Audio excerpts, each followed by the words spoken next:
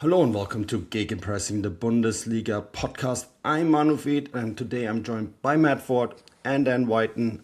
This is the main show, Bundesliga Matchday 26 recap. Tons to talk about, from the bottom to the table to almost the top of the table. I think the very top of the table is pretty much wrapped up.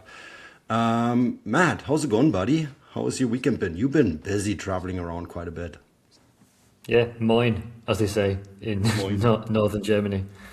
Spent the weekend up in Hamburg for Hamburg versus Köln, and then on Sunday the short trip across to Bremen for Werder against Mainz. So I've had the relegation battle fully in my sights this weekend. Yeah, lots to report. Yeah, definitely. And we'll get into that, all of it. But before we do so, Dan, how's it going? Where are we catching you? Berlin or Hanover? I'm in Berlin. Yeah. No, I've Okay, been so you're going to cut out lots, the internet is going to break and all that sort of stuff. yeah, that's right. You can always count on me for a few technical difficulties, even though I'm sitting as close as humanly possible that a man can sit to a router. There seems to be some issues. And I went for premium internet. I'm paying big money, but somehow there always seems to be an issue. But no, I'm in Berlin, and yeah, um, had a relatively football-filled weekend, which is always a good thing. I didn't get out to any games this weekend. I was at the Champions League midweek, and yeah, but still followed everything along. So no, good, thanks, mate. Yeah, awesome. I mean, Matt, I actually want to start this week with the bottom of the table. We're going to work our way up. HSV Köln.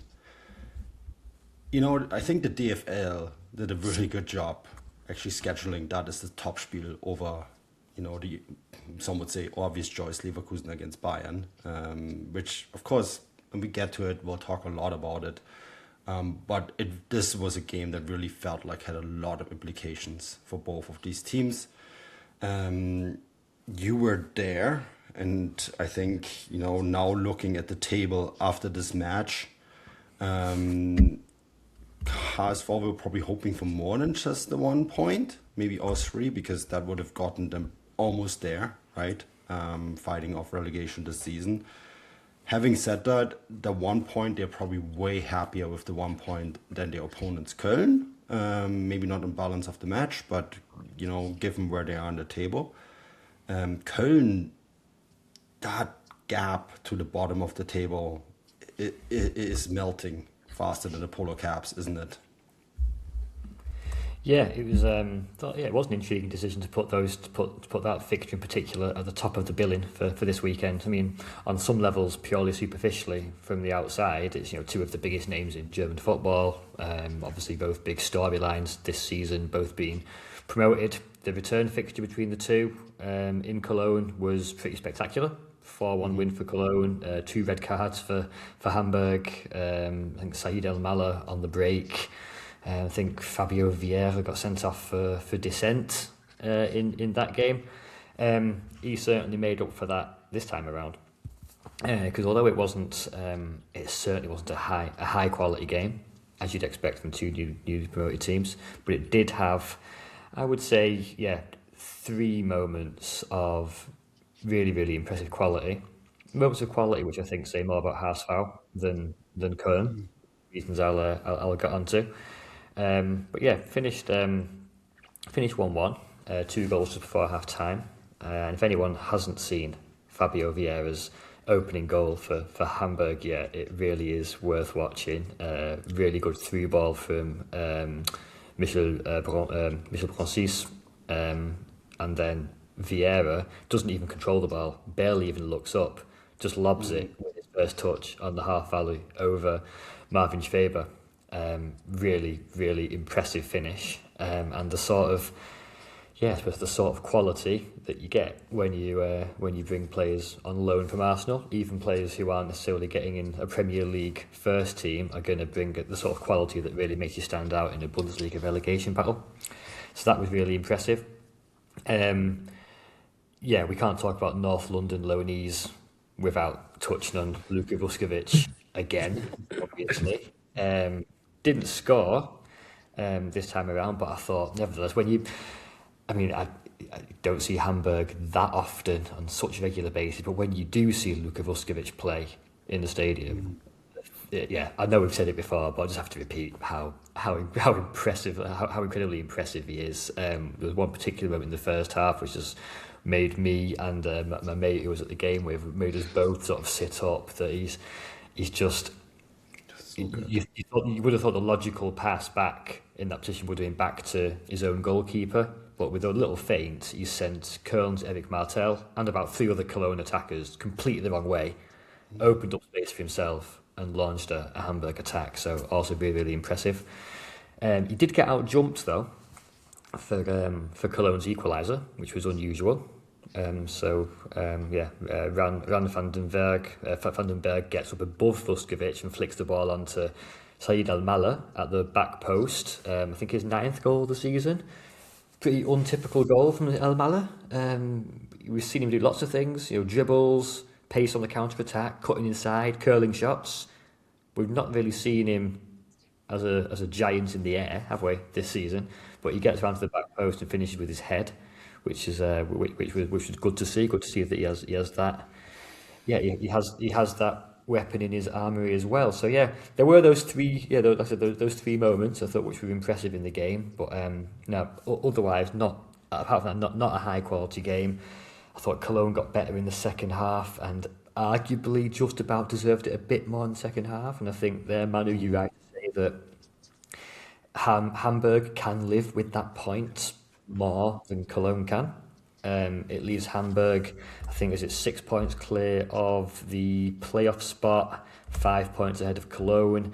I would suggest that if they're not safe already, they're at the most 1 more win away from absolute safety. I would say two wins. Yeah, 36 points will do it. But certainly looking very, very good. As for Cologne, I just think it's difficult to judge whether that's a point gained or 2 points lost before next week. They've got Borussia Mönchengladbach at home in the derby. Once again, it wasn't a bad performance from Cologne, especially in the second half. But how often this season have we said this about Cologne? They've put in good performances and just not been rewarded for them. Whereas I think, as I wrote in the bulletin today, I think that's a main difference between them and HSV. HSV have had games where they've not played as well as perhaps Cologne have in games, but they've had those moments of quality to win 3 points or 1 point against who have we had? Werder Bremen, Stuttgart, Dortmund, even Bayern 2-2. Whereas Cologne have not been rewarding themselves. And again, you could argue they didn't really reward themselves for the second half on Saturday either. So yeah, I think you're right. It's a point that Hamburg can live with more than Cologne because they've got more points on the board, more in the bank. And Cologne can have to wait until next weekend and the Gladbach game to see just how valuable that point is in their relegation battle. Before I go to you, Dan, Matt, you are in that part of Germany. What's it like with Krasniok? What's the heat on Krasniok now? It feels like that game against Gladbach all of a sudden is a massive, massive game. And I am going to feature it in the 3 games to watch, so I don't want to get into much detail about the game. But like, what is the feeling like around Krasniok at the moment? The first thing to say is these 2 games are being seen very much together as a package. I don't think the 1-1 draw in Hamburg changes much. I think the only thing that would have changed things regarding Krasniok would have been had Cologne been beaten 3-0, 4-1 or something. So there's no change on that particular level, but Krasniok's standing has certainly come more into focus as the season's gone on. I think they've only won 2 of the last 16. They've not won in 5. Krasniok himself is, I think I've mentioned this before, he's not necessarily the most popular figure around FC Köln. Some of his antics, going back to the wearing a kit on the sideline, and some of his comments in press conferences, and I think last week he was comparing Cologne's season to a tennis match in some way, and then he had that bizarre moment where he compared fan support of boycotts due to medical emergencies to Vincent Kompany's speech about racism, which no one really understood what he was on about. And even this time, in Hamburg, in the press conference after the game, I mean, maybe you can see it two ways. He takes a moment to interrupt the press conference and applaud and congratulate Merlin Polzin on reaching 50 games in charge of HSV. And he says, it's a great achievement, well done, big traditional club, you've done so well to get there, and starts applauding in the press conference. And yeah, you sort of think, does it really fit the situation that Cologne themselves are in? I mean, so yeah, he's not the biggest flavour of the month in Cologne, but for the time being, no one's jumping, no one's calling for his head immediately, at least before Saturday. But yeah, Saturday's going to be huge. Yeah, not just in the relegation battle, but having of all teams, Borussia Mönchengladbach visiting. So yeah, that's the situation. It feels like it's very much on a knife edge at the moment, and could go either typical Cologne, could go one way or the other now. Could go to pure ecstasy, save themselves, Europe next year probably, or it could be relegation, sack the board, scrap the club. There's never a normal day. It's a big derby, the Rhine derby, and as I said, we're going to talk about it. In fact, Dan, you and I had a little bit of a chat because we got a suggestion in that we should do a podcast ranking the biggest derbies in German football, and that would definitely be one at the very top. But HSV, they're getting to the point now where they can start planning for next season, right? That is really great news if you're them, because I don't think they were thinking about that at this stage. Yeah, of course, things can still go sideways. Unlikely considering the way they've been playing. The Fabio Vieira goal is such a great example. We don't need to talk about Luka Vuskovic and him. I think it would be almost impossible for them to keep them unless Kühne gifts them all the money in the world to sign him. Whoever signs Luka Vuskovic next year from Tottenham is going to get an amazing player, because I don't think he's going to stay there either. But Fabio Vieira, a player who could be one for HSV's future, and a player who I think would do really well to stay there too. I think that's kind of quite a positive outcome for HSV, that now we're not talking about will they beat the drop, but will they be able to hold on to Vieira in the next couple of seasons. And there's been some stories that, look, he's not going back to Arsenal. Arsenal won't, they're okay, but they don't need him. And how the stories are, how low can HSV get that fee to be? He's spoken about how much he enjoys living in Hamburg and family and all that kind of stuff. So I think if they're a lot closer to getting him to stay on than Vuskovic. Maybe with Vuskovic you could say Spurs go down. He's got the family connection with his brother at Hamburg. Maybe there's somehow another loan. Spurs think, well, we'll loan him out, and then when we're back in the top division, although who knows what that club will do. But it's positive on Vieira. I think that goal, it was, when you watch it, it was that's the kind of goal you score when you're 4-0 up and there's 10 minutes to go, and you take the first touch and you chip the goalkeeper, and then you do some wacky celebration to the corner flag. Like, it's not the goal you score when it's 0-0, the two promoted teams in a match, which is crucial. But I think that attitude, it really brings in, aside from his quality, like, it brings in like a certain amount of, lightness in such a battle. You need somebody to do something like that, so you don't kind of get overwhelmed with the existential nature of a relegation battle. So that moment was just it seemed to me, I kind of, when it happened, I was like, what was that there? You had to kind of watch it again, because it didn't seem like the kind of goal that you score when you're under so much pressure. You think you'd be tempted to play a more conservative way. But yeah, I think it's really positive that we're now talking about next year for them.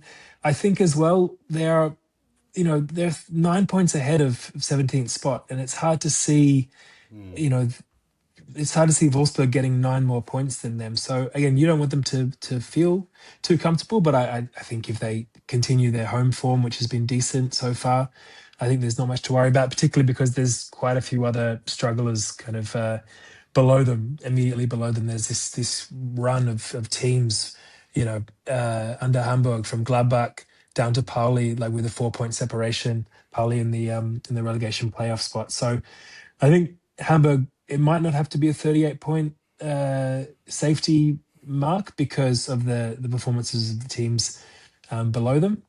But the biggest sign for them, and I think of the other relegation threatened teams, Mainz is the other one, that the biggest positive sign is just how they're playing. They seem to be playing confidently. They've got different threats across the park. They're scoring different types of goals. Mainz is the same, where they're winning away as well. So I'd say that Hamburg fans can be probably quietly optimistic, but not a thing known in the north of Germany, um, where pessimism reigns. But they can be quietly optimistic, I think, of a good finish to the season and sticking around. I don't think St. Pauli are going to get 6 more points than HSV for the rest of the season either.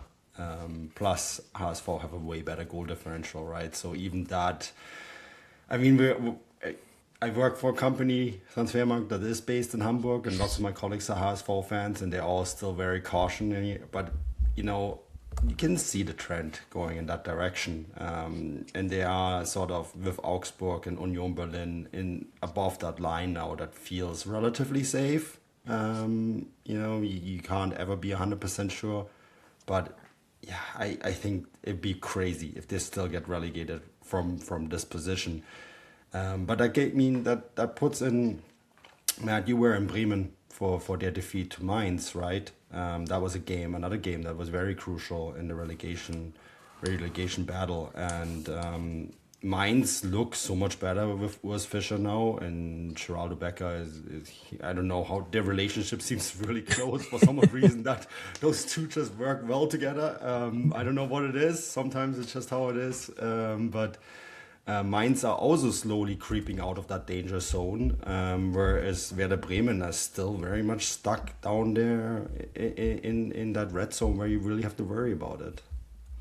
Yeah, I thought the contrast in like general mood and attitude between Hamburg and Bremen, and not just the clubs, like in the cities as well, and the people around the stadiums and around the grounds. I thought it was quite marked over the weekend. Like Dan was saying, there's this really unusual lightness to Hamburg at the moment, and none of it's just down to the sun finally coming out. But yeah, everyone connected with HSV seems to be quite relaxed and just remarkably and unusually optimistic and comfortable with where they are. An hour to the southwest. In Bremen, everything feels an awful lot tenser. We had 2 weeks ago, didn't we? That their previous home game, you had before that, you had the defeat away at St. Pauli for Bremen, where the players go over to the away end, and one of the ultras comes on the pitch and says to the Bremen captain, no, today best not to come near us. Just go back into the changing rooms, and we'll talk about this another time, because the reactions won't be good. In the next home game against Heidenheim, you had the capo doing his big speech to the entire stadium, players, staff, all the other supporters, saying everyone needs to pull together. We're not going to boo the team. We're not going to whistle at the team. We have to pull together. And that seemed to work briefly because they beat Heidenheim 2-0. Then, of course, they go away to Union with that really impressive 4-1 win, albeit with an extra man. But then it all seemed to just collapse in on itself again on Sunday, particularly the promise from the capo to say we don't boo the players or whistle the players. Okay, well, maybe the ultras didn't, but there were definitely whistles from other parts of the stadium at full time. Against Mainz, there was frustration throughout every time that a Werder Bremen attack just broke down due to a sloppy pass, and it happened on 6 or 7 occasions. There was just audible groans and arms in the air and frustration, and just this feeling that Werder are just, even if they did make 2 steps forward in the past couple of weeks, it's been another 3 steps back against Mainz. I can only think of one moment where they played what I would consider to be like Daniel Thun football. I think he did have a reputation at Fortuna Düsseldorf for wanting to play, good passing, expressive, progressive football. But I can only think of one one Bremen combination early in the second half, where I think it ended up with Michael Krul curling a shot just wide. But apart from that, very little for Bremen to write home about. And yeah, it couldn't be more different to Hamburg. As for Mainz, not spectacular, but I have to take my hat off to them. So controlled, so professional, and so efficient. To come back from the Czech Republic on Thursday night as they did, with not the biggest squad in the Bundesliga. We've always seen over the years how teams of Mainz's stature struggle to balance European competition and the Bundesliga, and arguably it's happening again to Mainz this year. But to come back from that trip with the schedule they've had and put in a performance like they did in Bremen was really, really impressive. Fantastic header from Paul Nebel early on. Love those headers, diving header in off the cross. By the way, like couldn't reach a door handle. Yeah, I was surprised. I'd never actually spoken to him before, but when he was speaking to the reporters in the mixed zone, and I say reporters, there's only like three of us, like two Mainz journalists and me. And yeah, Paul Nebel, he's absolutely not the biggest. I can confirm. But even Daniel Thun said it doesn't actually matter how big at that point when you can produce a diving header of that quality with that technique. It's unstoppable. The bizarre thing in the build-up, though, and it's something that I took a photo of at the time, but I thought I might not mention this because maybe it's just a bit silly and a bit unserious, and it's best not to mention. But everyone else was talking about it afterwards, so I thought, well, okay, this is a genuine thing.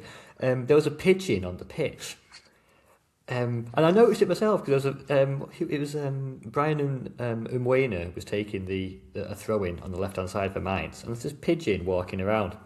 And it didn't seem scared. I think one Bremen player went to try to shoo it away, and it wasn't bothered. They're really like hardcore pigeons in Bremen. He just wasn't so. And even the ref looked at the pigeon for a bit. So everyone's looking at this pigeon. I took a photo of the pigeon. Anyway, they've taken the throw in. I think Umwene into Becker, back to Umwene, great cross header. But obviously Marco Grul from Bremen has also been distracted by the pigeon, and has obviously sort of not been able to get back into position. So there is a suggestion, if you want to be really harsh, that the pigeon has distracted the Bremen defence here and contributed. So Paul Nebel afterwards said that... We have to mention the Monday bulletin here, it's in there. Yeah, and that's the game. Like I said, Paul Nebel said, maybe we have to see if we can find the pigeon and take it back to Mainz. Also, it's like that stupid bird that Bayern had for a while at every award thing. Well, I mean, joking aside, though, it was a really good performance from Mainz, and even the second goal was great. A really good performance from Kaishi Usano in central midfield, and he wins the ball in the build up to Mainz's second. Becker cross, and I'm not sure how exactly Jason Lee has got it over the line. It was at the far, I couldn't really see that well, but somehow it's gone over the line. And yeah, they never looked in danger of giving it away. So yeah, good to see Mainz on a good trajectory. Similar vibes to HSV, whereas Bremen, yeah, it could yet go one way or the other. I suspect there might still be worse teams in there. Those two wins that took them out of the relegation zone did give them a little bit of not breathing space, but a couple of gasps of air. And yeah, I have to wait a couple more weeks with Bremen just to see precisely how much danger they actually are. Yeah, I mean, there's probably a German word for bad luck caused in a relegation battle by a pigeon. I'm sure there's some old. It's become Pech. Abstiegskampf Taubenpech. Yeah, there you go. Which is great. It rolls off the tongue. But at halftime on DAZN, they had Pigeon Cam, and they talked about how they had the two circles around the pigeon and Gruel, and they looked at how he followed the pigeon and then the throw in. And then Mitchell Weiser was obviously he's injured. He's a really top player, and they miss him at the moment. But he's like, look, Grulo has to be better than that. If it did distract him, he has to have more focus because things like that are going to happen. And you're like, this is just really, you can tell things have gone from bad to Okay, worse well, we when, have the title for when, the podcast. It's the Pigeon podcast. yeah, this is, It really was bizarre. This is what I was hearing in the mix zone afterwards, that suddenly people were genuinely seriously debating the role of this pigeon, this diversionary run. if you can see the footage somewhere, it's a big, like the pigeon looks like a toddler, like just, yeah, this is my house, like walking, not getting shooed. It's it's a Here's all my tough talking looking bird. points. I was going to talk about Urs Fischer and like how he's revived Mainz and Werder Bremen, Tione, and like no, it's all about that pigeon. Yeah, pigeon stole the show. Pigeon stole the show. But then, real quick before we go up the table in the Champions League race in Bayern Munich, it is remarkable what Urs Fischer has done with Mainz. Yeah. I mean, I wrote that in the bulletin a few weeks ago that it is kind of bizarre that there wasn't more interest around him. And I know that he wanted to take a break and that kind of thing. And he's really a guy who, he, as his name would suggest, he loves fishing and he just would go and he doesn't need to be jumping back into the next available job. And he seems really content with his time. But, a team like Bremen that was struggling earlier on, Fischer would have been a perfect appointment for them. Whatever he does with Geraldo Becker, the magic dust that he manages to sprinkle on him, he looks incredible again. Really looks like the best of what he showed at Union, and he hasn't shown that since. I mean, going to Spain and since then. So it's really remarkable what he's able to do. Again, it's not the easiest on the eye, but Mainz won't be complaining if they beat the relegation scrap, which they're doing, and they just have this kind of confidence. They have this kind of feeling that whether it's a set piece, whether it's a penalty, whether it's a stray pigeon, they're going to get it done in the end. And it reminds me of how Union were, this kind of bullishness that they had when they went up the table year after year. And so I think of those teams in the bottom half of the table, really, when you look at the table, I'd say, Augsburg, Union are safe, but then from 11 down to 18, we talked about Hamburg, perhaps Hamburg as well in 11th. But the rest of those teams, Mainz is I say, the safest just because of the way they're playing and because Urs Fischer has done this before. He manages to get the best out of players. This is a Mainz team. There's a lot of the same players that last year got up to sixth on the table, sixth or seventh on the table, which got them into the Conference League. One thing, and I had a debate over a beer with a friend about this on Saturday, and I think most people said I was wrong, but I wonder if you guys agree with me. If you're a Mainz fan, I would say, if I was a Mainz fan, I would prefer a run to the final of the Conference League, maybe even a win and relegation, as opposed to beating the drop and going out at this stage, because it's such a memorable thing. You look at the other teams in the Conference League. There's not a lot of other teams that it's not beyond out of reason that Mainz could do something. The penny pinchers and stuff would say that you never want to get relegated, of course, but there is something about like Urs Fischer reeling off another incredible run deep in a competition. He took Union really deep into the DFB Pokal a couple of times. And so I wonder if you would sacrifice your top division status for a trophy as historic and glorious as the UEFA Conference League. But I think I would, as a fan. I think I would. That's a very hot take. I would not sacrifice Bundesliga status for the Conference League. It's a shiny trophy, Manu. It's shiny. No, it's not. Who cares? I totally agree with. I agree with that. Trophy. You would rather take the Conference League and get out of the Bundesliga. Absolutely, and I'm not just saying that as a sort of like a euphoric sort of fan opinion. A trophy's great. Yes, it is. I mean, a European trophy, no matter what it is a great. But just ask any West Ham fan who was in Prague when they won the Conference League. Wait, West Ham won the Conference League? Yeah, it was West Ham, wasn't it? Yeah. Ask any Fiorentina fan who was there and and didn't win it, and how much that hurt. Ask any Frankfurt fan who was in Sevilla. But they won the Europa League. Yeah. Yeah, but that is just a real trophy with history. A European trophy is a European trophy. No, it's not. Come on, stop. Absolutely. Oh, Roma as well. Look at what happened in Rome. The scenes in Rome after they won the Conference League. That was, they saw the importance of it, and going years back in terms of relegation threatened teams. I think Wigan were relegated the year that they beat Manchester City in the FA Cup final. Yeah, but it's the FA Now, Cup. That's the oldest cup competition on the planet. I think these competitions are what you make of them, and like Dan said, just ask Oh, yeah. Roma fans, Can I give you an ask alternative? West Ham fans. Yeah. Can I give you an alternative? I think Mainz can very well win the Europa Conference League and stay in the league at this Oh point. yeah, absolutely. Of course they can. Yeah, of course they can. Of course they can. But the other hypothetical I was going to say was that I was thinking I mentioned this before that of all the teams to go down, Mainz, and I don't want to see Mainz go down necessarily, but they would be relatively well positioned to come back up. It wouldn't be the financial disaster of a Schalke going down, of a Stuttgart going down, Nuremberg, Hamburg, because they don't have these massive financial issues surrounding them. They're an extremely well run club. They're a small club, but they make the most out of their means. There's no massive debts, there's no massive liabilities, there's no dodgy ownership structure. I would very much back Mainz in the same way that we've seen the likes of Darmstadt, for example, in recent years. I'd see them well positioned to come back up. However, I think, like I said, I also don't think it would be the case. I think they're well positioned to go far in the Conference League and stay up. It would be between, I think, Crystal Palace are in the Conference League, aren't they?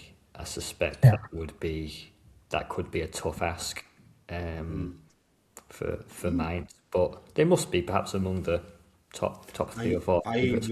I think you can put your mortgage on Mainz not going relegated at this point. Yeah, I don't think they'll go down. No, I think they're safe.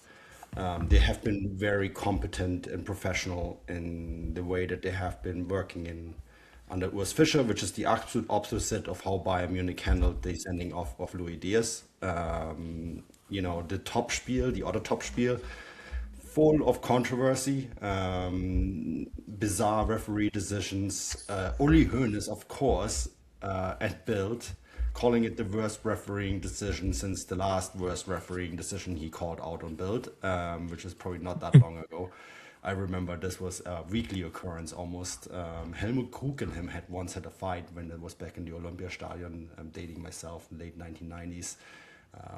He yelled into the camera, "This referee is never going to referee a Bayern Munich game again." Uli Hoeneß never changed. Bayern Munich actually went to the DFB Sportgericht and tried to reverse the second yellow card against Luis Díaz, which is something you can't do, but they tried anyways.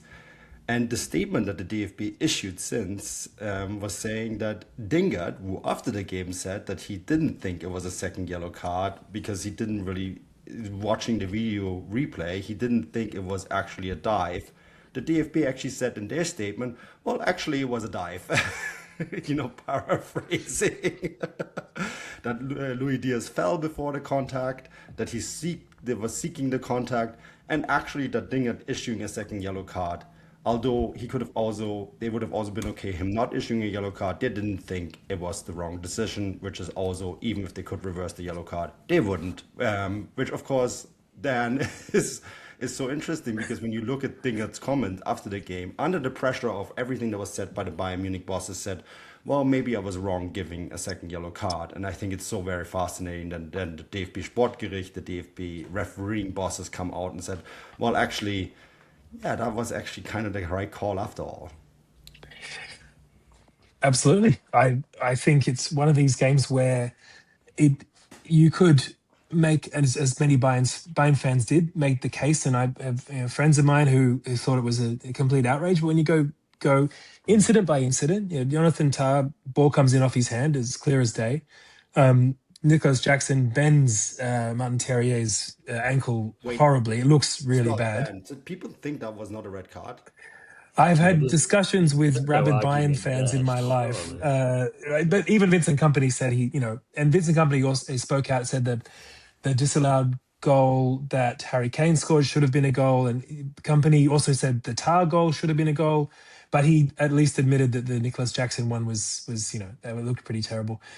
You go incident by incident. I mean, really, the only contentious one for me is the last one, and I was actually really happy that it wasn't a penalty, because we saw Vinny Jr. in the Champions League midweek, win a penalty in similar fashion. There's really a thing now where basically any contact from a goalkeeper on an advancing striker or advancing player is automatically a penalty unless they've got to the ball. And so but you have this phenomenon of all of the players really seeking contact. And it was clear that Díaz did seek contact.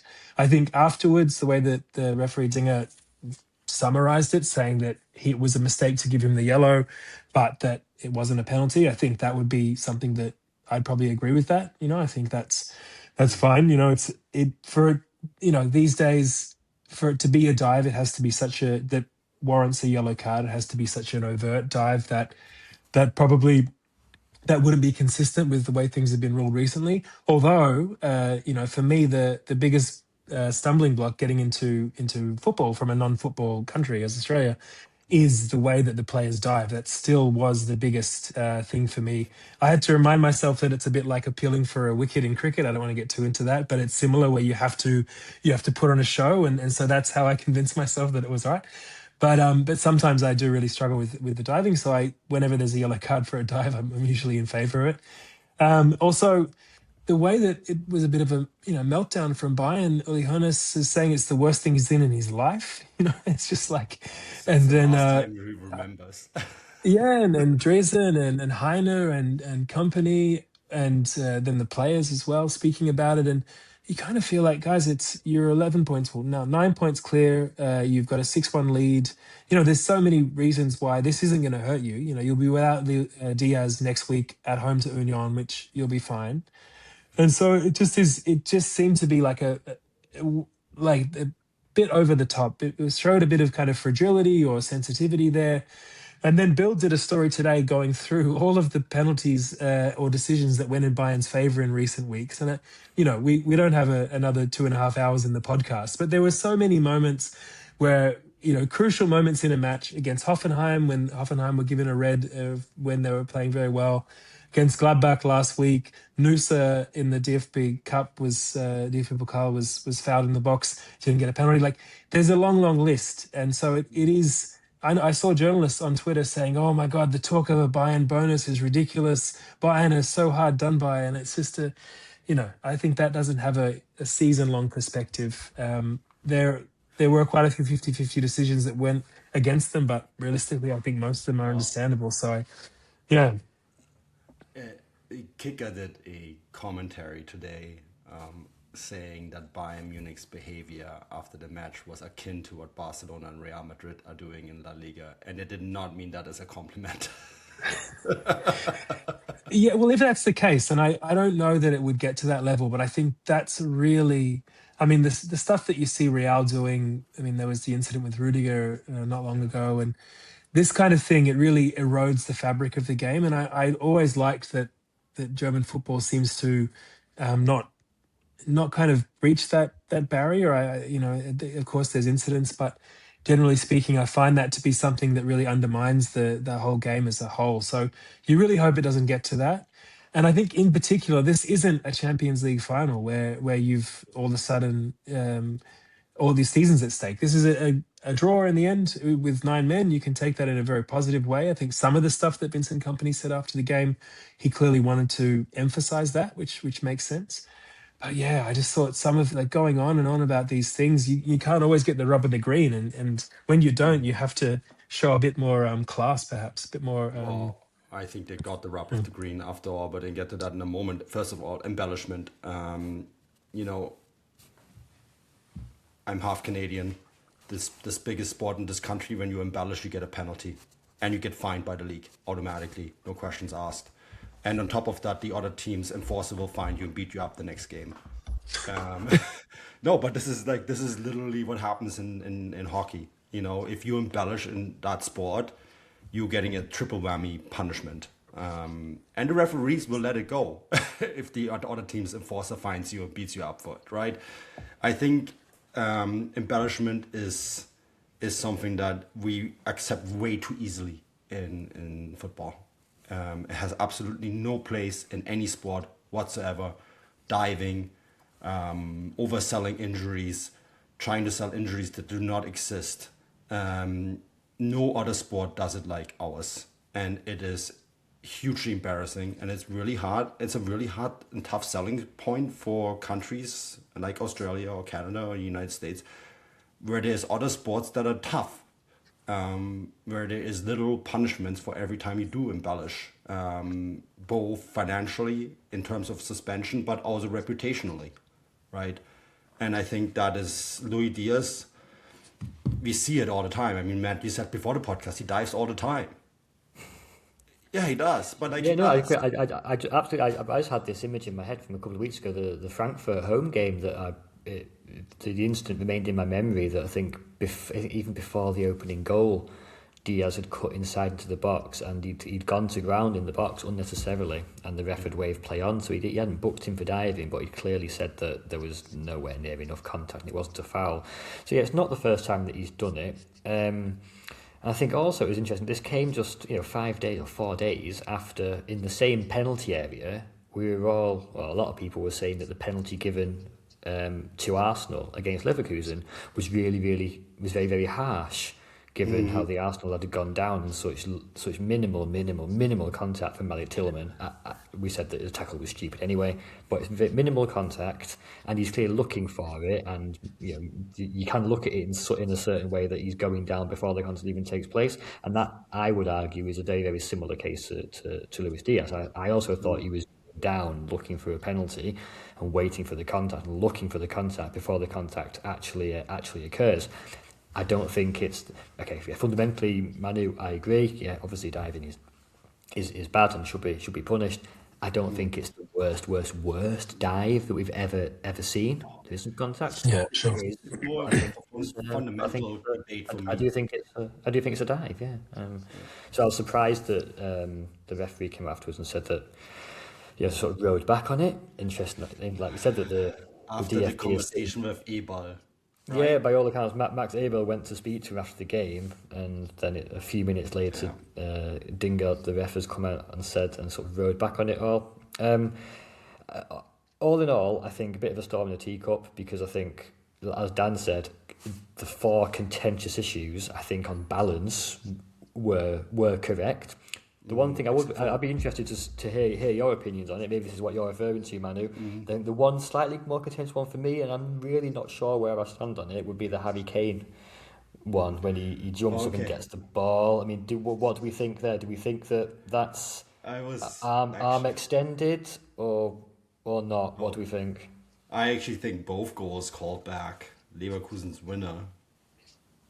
I thought it was a case of me, they're drawing the line until they find the offside. Oh, totally agree with that. Yeah, but that's been my argument about how ridiculous VAR is since day one. So yeah, I mean, that is like, let's talk about controversial decisions. How about that one for the second time this season? Remember when what was it? Ansa's toe. At Union goal against Bayern. I mean, that was another one where I felt like they drew the line until they found the offside. The Harry Kane one. I mean, maybe at the end of the day that both goals got cancelled out is fair. Okay, yeah. I mean, that is one of those. The handball one is one that's forever for me is a lost cause. Because the way the law is written, and this is why we call it the laws of the game and not rules, right? Because it can be interpreted. Rules are hard facts, laws are not. But the handball one is, man, I don't know. It is one where I really don't understand anymore what gets called and when it gets called, and I think no one does, which is why it is such a gray area, right? And maybe we need to fundamentally change how handballs are called. Just call every handball a handball, have it done with. End of story. There's an interesting contrast between the Jonathan Tah disallowed goal and the Harry Kane disallowed goal, in that, as I understood it, the Tah one is obviously is not up for debate. It's been disallowed because even though his arm's not extended, even though it's not in an unnatural position, even though it's clearly not intentional, he scored the goal with his arm. So that's it. There's no argument there.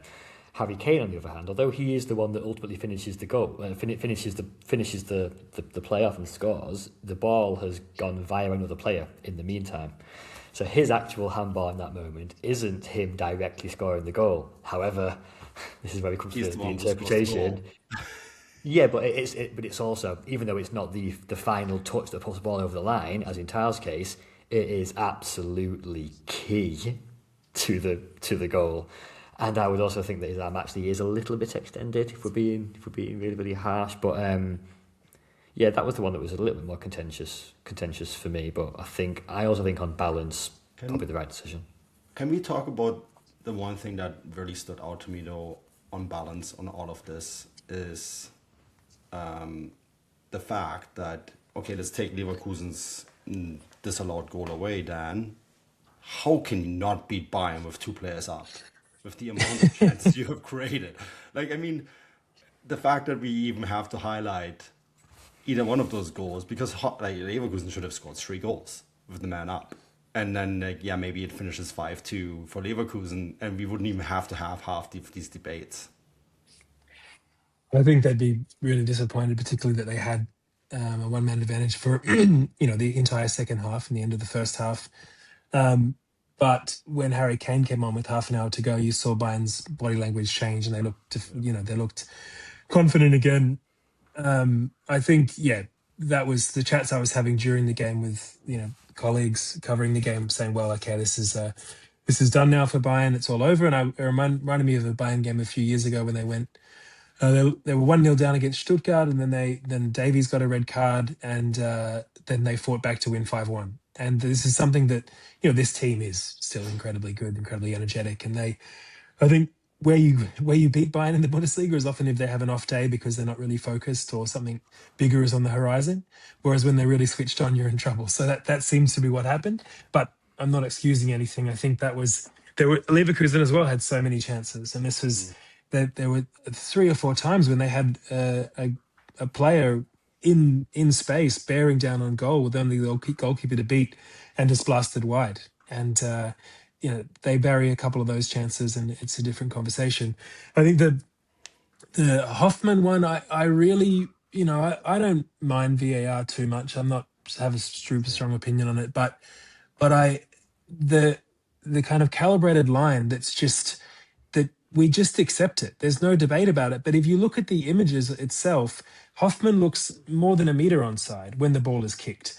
But somehow, when we look at the cartoon thing of a guy with a thing and whatever, then everyone's like, well, of course, if the cartoon machine tells me it's all right, then it must be all right.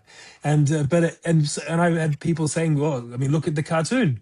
Look at the cartoon. Like, look at the images. And look at the pigeon. Look where the pigeon is. Yeah. The cartoon machine. It used to be the bunker in Koln. Now it's the cartoon machine. It's the cartoon machine. And I for one, am beginning to doubt the efficacy of the cartoon machine. But look, in terms of join the club, come over to the good side. One of us. I mean, it was this. Join us in the Cologne cellar. Also, his armpit was offside, which he didn't score the goal with his armpit, and the one thing that is funny of kind of a modern trend of as we move to allowing the machines to make all the important decisions for us, we don't seem to. We'll argue till we're blue in the face about the fact that the referees really hate this team or really love this team or it was very unfair or this kind of thing, but we never dispute the calibrated line because the machine knows best. Cartoon machine knows best. So in the end, I think, look, I mean, there's so many different ways you can look at this game. It was a missed opportunity for Leverkusen. They performed well for 2 games in a row, which is rare. They've been very inconsistent this year, but also a great thing from great performance from Bayern to hold on like that.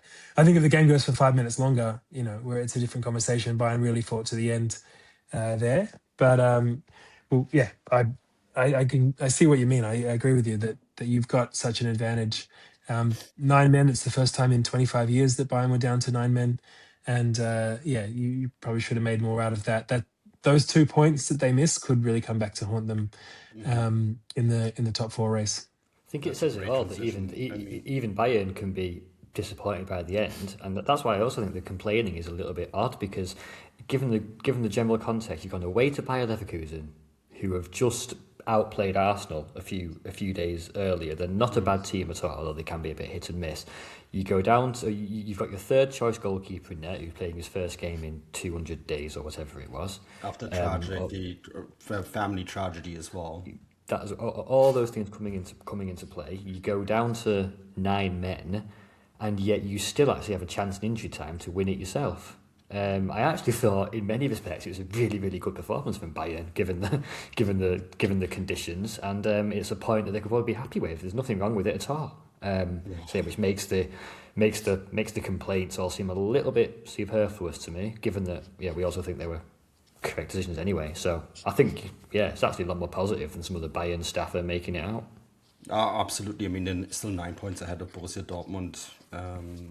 Are we really thinking Dortmund are going to get 10 more points over the last 8 matches in the Bundesliga? Absolutely not. This is over. And Leverkusen, their XG at the end of the day was 3.23 to Bayern's 1.26. So they should have probably won this game. And in fact, they really needed to win this game because on Sunday, the late match, Stuttgart beat Leipzig, not Bayern, beat Leipzig 1-0. The same figure as always, Dennis Undav. I mean, if Harry Kane wouldn't score 25 penalty goals a season for Bayern Munich, he'd be number 1 in goal scoring. Jokes aside, it's really just 10 Harry Kane penalties. They would only be 4 goals apart because Undav doesn't take penalties, and he has been such an incredible player for Stuttgart this season, and really increasing his value, his standing. It would be really hard to think him not being part of that Germany setup for the World Cup, because he is probably Germany's most prolific striker at the moment. But also this game now put Stuttgart in a really, really good position. They are 4th now. They are 5 points ahead of Bayer Leverkusen, 3 points ahead of Leipzig, who they beat in this match, right? We don't know what's going to happen with the 5th Champions League spot. Last week's results for the Bundesliga teams weren't great in Europe, so they're currently behind Spain for the race for that 5th Champions League spot. But I mean, such a great moment for Stuttgart. And when you look at that Champions League race now, they are in a really solid position ahead of Leipzig and Leverkusen. Yeah, and they keep finding different ways to win. I was there a couple of weeks ago in Stuttgart when they beat Wolfsburg, and they annihilated Wolfsburg, and they were so much better, and there was so many different attacking outlets. Undav got his goal as he always does, but leveling was incredible, and they really impressed. And this time around, they pounced on a mistake from the Leipzig goalkeeper, a poor pass, but it was the energy that they showed to get to that ball, and quick thinking from Furich to find Undav, who dummied the goalkeeper and scored. And so we've talked about it before, and it doesn't have to be the topic of every single podcast, but what Hoeneß is doing at that club, giving them so many. This isn't kind of a one-trick pony. Kind of some of the clubs getting into the top 4, they're really reliant on 1 or 2 players, but they're really, really multifaceted. They've got so many different ways to get you. They've got players who just seem to pop up and show their quality, and Hoeneß has got these guys, a lot of them performing the best in their careers, despite the fact that he has to deal with huge departures every summer. But Undav really is the he's the kind of the star of the show. He's the leader, whether he's wearing the captain's armband or not. He's the leader. I think he's kind of like we've talked about Joshua Kimmich on the pod before, but he's like the anti-Kimmich. Like, he leads in such a different way. Like, Kimmich is so serious that you're just afraid, to make a mistake. Whereas Undav, he takes things seriously, but he's also a joker. He's gonna, he'll probably be good with the new players to get them in. And I think, from a Germany perspective as well as a Stuttgart perspective, you need both of those. You need a balance. He's serious about the stuff that matters, but he's also clearly a fun guy to have around. So, I'm talking about the kind of variety of Stuttgart. Undav's the same. Like, he just scores these different goals. Sometimes he'll energetically press someone into a mistake. Sometimes it's a really classic strike. Sometimes it's a header. It's kind of, he's showing all these different facets to his game. And now, if you look at that top 4, I mean, who would you really, who would you bet on more than Stuttgart? I think Hoffenheim seem to be falling a bit down to the pack. Now they're level with Stuttgart. That might open something up for Leipzig or Leverkusen, but I really think Stuttgart's going to alongside Bayern and Dortmund, going to get a spot in that top four. Even though, unlike Leipzig, Stuttgart are fighting on three fronts. I think Leverkusen look like a tired team who aren't really yet built to fight on three fronts, but they're doing it, and that's why they're so inconsistent. Stuttgart, who knows whether they'll get past Porto in the Europa League, but they just seem to be able to manage it while also being in the cup. Leipzig, on the other hand, they're only in one competition for the last however many months, and their strategy seems to be that get the ball to Diamande and see if he can create something at the moment. It's kind of or Baumgarten has also been incredible, but yeah, I have a lot of confidence in Stuttgart to continue, and I'd be really surprised if they missed the top four. I mean, I think they're going to get something in Porto. I think Yeah. they had a really poor start in that first leg against Porto, but they dominated the rest of the entire match, and probably a draw would have been a really fair result actually. And if they play like that in Portugal, I think they have a good chance. Norway goal rule, right? So you only need a 1-0 win to equalize it. So I wouldn't put it beyond Stuttgart to actually still advance. Matt, I mean, they're so impressive as a team and what Hoeneß has done. And such a sleeping giant in German football as well. If you want to look at one club that could really do something great in the near future, they are the team. Absolutely. I just hope that they don't eventually fall foul of this busy schedule that they have. They're doing it masterfully so far. I think the rotation's been really good as well. Chris Führich hasn't been starting every game, but obviously he started. I think he started on Sunday, so there was good rotation there. That's a Maxi Mittelstadt off the bench as well. So I think they're doing as well as they can in that sense. Having had to go through the playoff against Celtic is 2 extra games, which they probably didn't need. Although admittedly they got the job done in the most efficient way possible with that big first leg win, which meant they could take the foot off the gas and lose the second leg, and it was irrelevant because the lead was so big. Obviously, that's not the case with the Porto situation. That was a really tricky game on Thursday night. From what I saw, Porto were a very physical team, really got stuck into Stuttgart. Not the sort of opponent you necessarily get in the Bundesliga. So it actually quite surprised me a bit from Porto, although I don't really watch much of them either. So it'll be difficult for them in the return leg. Yeah, they've got that regional derby in the cup semi-final coming up as well, haven't they? Against SC Freiburg. However, the next few games in the league are intriguing though, and I would expect them to really go for that. Augsburg away, you'd expect them to get points. Dortmund at home, they've got an amazing record at home to Borussia Dortmund. They beat them every single season. Hamburg at home, you'd expect them to get points on the board. So yeah, they're looking good for it. I mean, given that we asked the question about Mainz, would you rather win the Conference League, but that at the price of going down? What do we think about where the priorities should lie? In Stuttgart, given the answer is easy. Europa League, because you still go into the Champions League. But it's so much more difficult to win, and they're not even in the quarterfinals yet. Yeah, but still, it doesn't matter. That is an actual real trophy. Have Mainz got a better chance of winning the Conference League than Stuttgart in Europa? I think if they get past Porto, Stuttgart are one of the teams to beat. Yeah, I think you got Villa and Forest, I suppose, are tough in the Europa League. I still think Stuttgart are good enough, but they're not the favourites. That would be special. What's the difference between that Stuttgart team and the Frankfurt team that won it a few years ago? I think this team has more individual quality than that Frankfurt team. I think there's some really, really good players there. I was looking at the last time that Stuttgart was in the quarterfinals of the Europa League, and that was back in 1988-89 when they made it all the way to the final and lost to a Diego Maradona-inspired Napoli in the final. So that would be, it shows you kind of how long it's been since Stuttgart's had a good run. I still think they're up against it. Porto's been incredible at home or in Portugal this year. And maybe if they are out of the Europa League, to twist your hypothetical, Matt, that would you accept being out of the Europa League, but winning the DFB Pokal and sneaking into the top four? I think they'd probably have that. I mean, I think you tipped them as the favourite for the Pokal, right, Manu? But yeah, I think any trophy for a team like Stuttgart that's gone through a couple of decades or a decade at least of a bit of a drought, I think that would be something special, and I think it's what they deserve for what they've done there.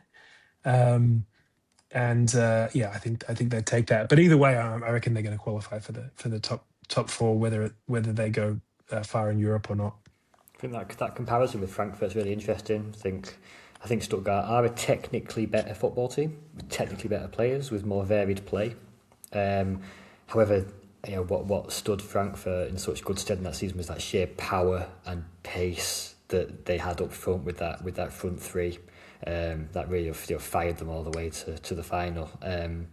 Not sure if Stuttgart, for all the qualities of Demirovic and Undav and Führich, I'm not sure they quite have that power that Frankfurt had in that season.